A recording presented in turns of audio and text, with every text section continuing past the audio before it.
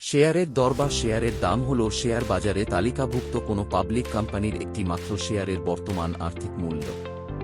এটি মূলত ক্রেতা এবং বিক্রেতাদের পারস্পরিক সম্মতির ভিত্তিতে নির্ধারিত হয় এবং যেকোনো বিনিয়োগকারীর পোর্টফোলিও বা কোম্পানির সামগ্রিক মূল্যায়নে সবচেয়ে গুরুত্বপূর্ণ ভূমিকা পালন করে। শেয়ারের দরের বিস্তারিত বিষয়গুলো নিচে সহজভাবে আলোচনা করা হল। 1. শেয়ারের দর কিভাবে নির্ধারিত ও পরিবর্তিত হয়। চাহিদা এবং যোগান। শেয়ারের দাম মূলত বাজারের চাহিদা ও যোগানের উপর ভিত্তি করে প্রতি সেকেন্ডে ওঠানামা করে। কোনো শেয়ারের ক্রেতা বেশি হলে দাম বাড়ে, আর বিক্রেতা বেশি হলে দাম কমে।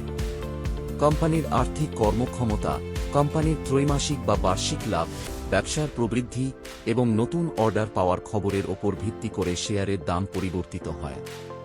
অর্থনৈতিক পরিস্থিতি, দেশের জিডিপি, মুদ্রাস্ফীতি, সুদের হার এবং রাজনৈতিক স্থিতিশীলতা শেয়ারের দরের ওপর সরাসরি প্রভাব ফেলে। বাজারের গুঞ্জন বা কারসাজি। অনেক সময় কোনো অপ্রকাশিত মূল্য সংবেদনশীল তথ্য বা বাজার কারসাজির কারণেও শেয়ারের দাম অস্বাভাবিকভাবে ওঠানামা করতে পারে। 2. শেয়ারের দরের বিভিন্ন প্রকারভেদ। Current market price. স্টক এক্সচেঞ্জে বর্তমানে যে মূল্যে শেয়ারটি লেনদেন হচ্ছে তাকে কারেন্ট মার্কেট প্রাইস বা বাজার মূল্য বলে। অভিহিত মূল্য।